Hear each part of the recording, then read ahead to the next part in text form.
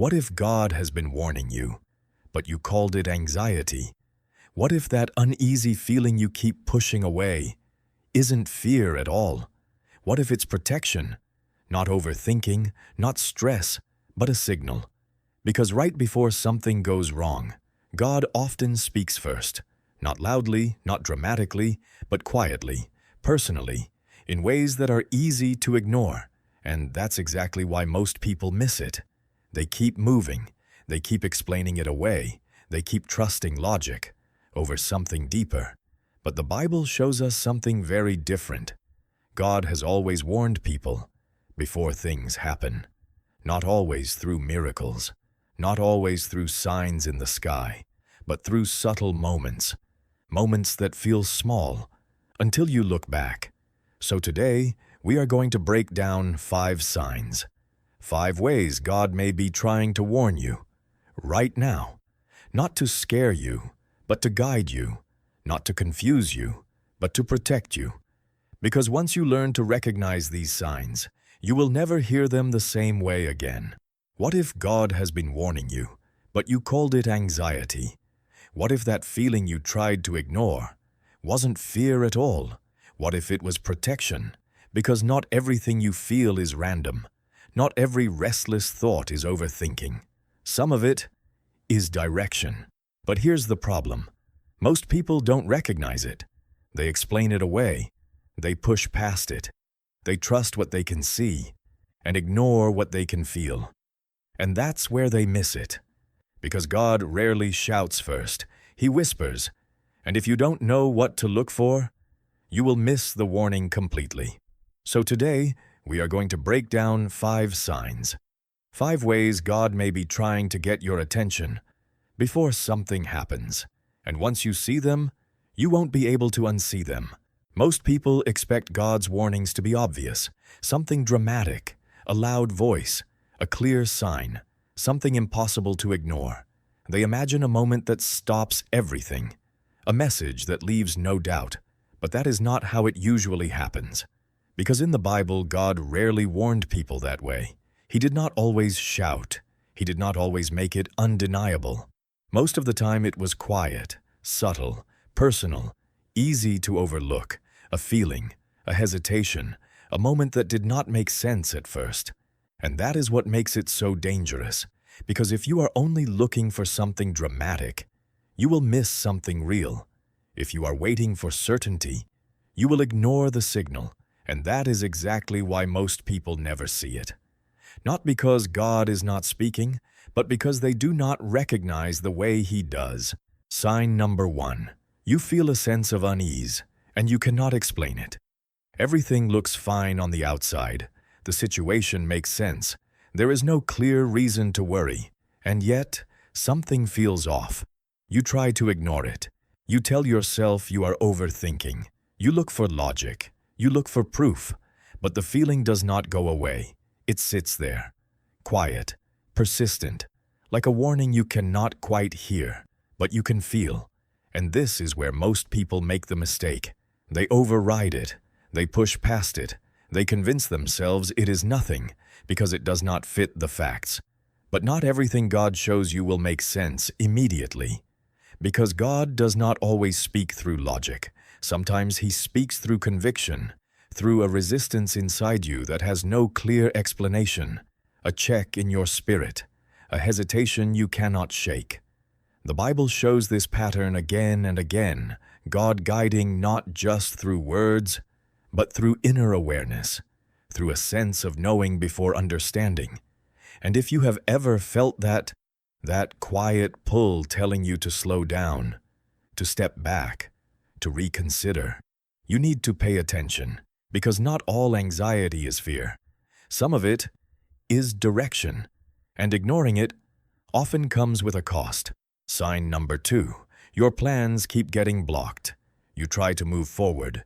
You make the decision, you take the step, and then something stops it. A delay, a cancellation, an unexpected obstacle that you did not see coming. So you try again, and again. Something gets in the way. At first it feels frustrating, like bad timing, like bad luck, like everything is working against you, and the natural reaction is to push harder, to force it through, to find another way around the problem. But what if the problem is not the problem? What if the resistance is the message? Because sometimes what feels like rejection is actually redirection. Sometimes the door is not closing to punish you, it is closing to protect you. The Bible shows this pattern clearly. God guiding people not just by opening paths, but by shutting them down, stopping them from going somewhere they were never meant to be, even when it looked right, even when it made sense, even when it felt like the perfect opportunity. And that is the part that confuses people the most, because the path ahead can look good, logical, promising, but still not right. And that is when God steps in quietly, not with a loud warning, but with resistance, with interruptions, with doors that will not open no matter how hard you push. So the next time everything keeps getting blocked, pause. Before you call it bad luck, before you force your way through, ask a different question. What if this is not a loss? What if this is protection? Because not every closed door is a failure. Some doors close because you are not supposed to walk through them, especially when the path ahead looks perfect. Sign number 3. The same message keeps showing up, not once, not twice, but again and again. You hear it in a sermon, then you see it in a verse, then it shows up in a video, then someone mentions it in a conversation, different places, different people, same message. At first, it feels like coincidence, just something you happen to notice, but then it keeps happening, and you start to feel like it is following you, like you cannot escape it, like it is trying to get your attention, and that is because it is. Because when God wants you to notice something, He does not always say it once. He repeats it, He reinforces it, He brings it back into your path until you stop and listen, not because He needs to speak louder, but because you need to hear it clearer. And repetition is how that happens. The Bible shows this pattern again and again, God confirming messages through multiple moments, through different sources, through layers that build on each other, until the message becomes impossible to ignore. But here is what most people do. They scroll past it, they brush it off, they tell themselves it does not mean anything, because it feels too simple, too ordinary, too easy to overlook.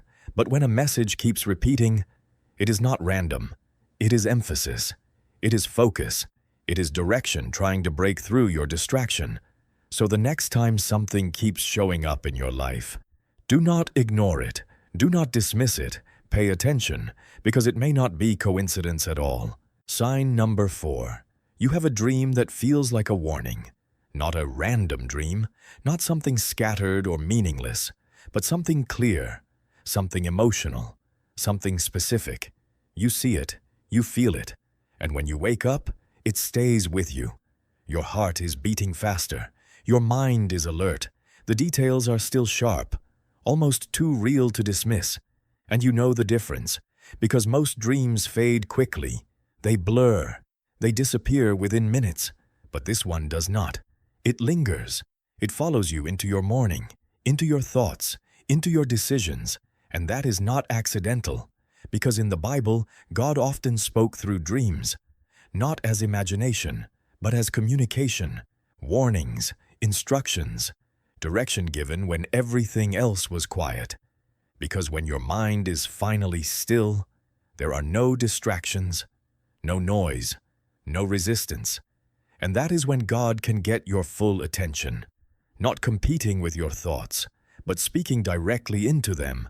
And if you have ever had one of those dreams, one that felt different, one that stayed with you longer than it should, do not ignore it. Do not brush it off as nothing. Pause. Think about it. Pray over it, because what you do next matters. Sign number 5. Someone confirms what you have been feeling. Not someone close to the situation, not someone who knows the details, but someone who shouldn't know. And yet, they say something that matches exactly what has been on your mind. The same concern, the same hesitation, the same direction you could not fully explain. And the moment it happens, You feel it.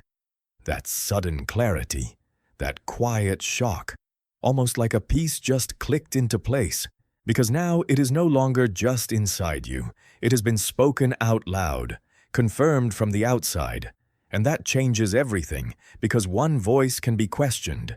You can doubt it, you can dismiss it, but when the same message shows up twice, from two different directions, it becomes much harder to ignore. And this is a pattern we see throughout the Bible, God using people as messengers.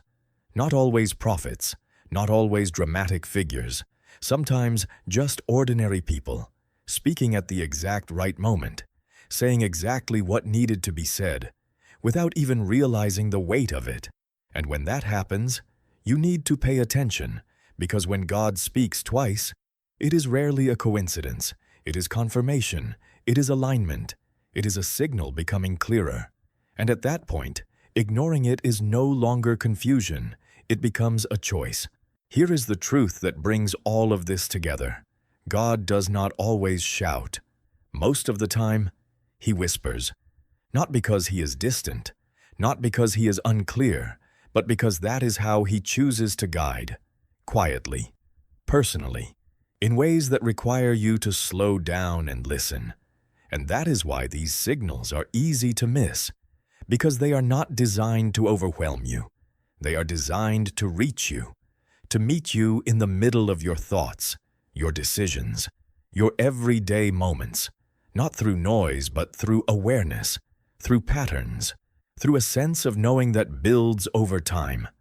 And when you look back, you start to see it.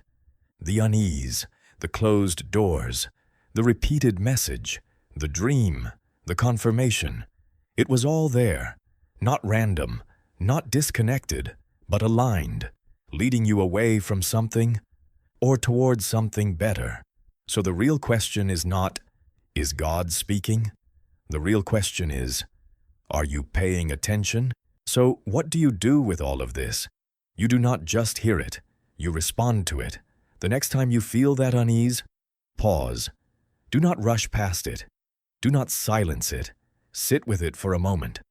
The next time your plans keep getting blocked, reconsider. Do not force your way through. Step back and ask why. The next time the same message keeps showing up, write it down. Do not scroll past it. Pay attention to what is repeating. The next time you have a dream that feels different, pray over it. Do not ignore it in the morning. Take it seriously. The next time someone confirms what you have been feeling, do not dismiss it. Do not call it coincidence. Acknowledge it, because these moments are not random.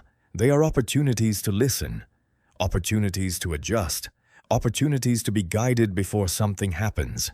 And the more you respond, the clearer the direction becomes. God is not silent. Even when it feels that way, even when nothing seems clear, He is still speaking, still guiding, still warning. You are not being left alone. You are not being forgotten. And you are not walking through this life blindly. The signs are there. The question is, will you see them? If this opened your eyes to something you needed today, share it with someone who needs it too. And if you want more content that helps you hear God more clearly, subscribe. Because once you learn to recognize His voice, everything changes.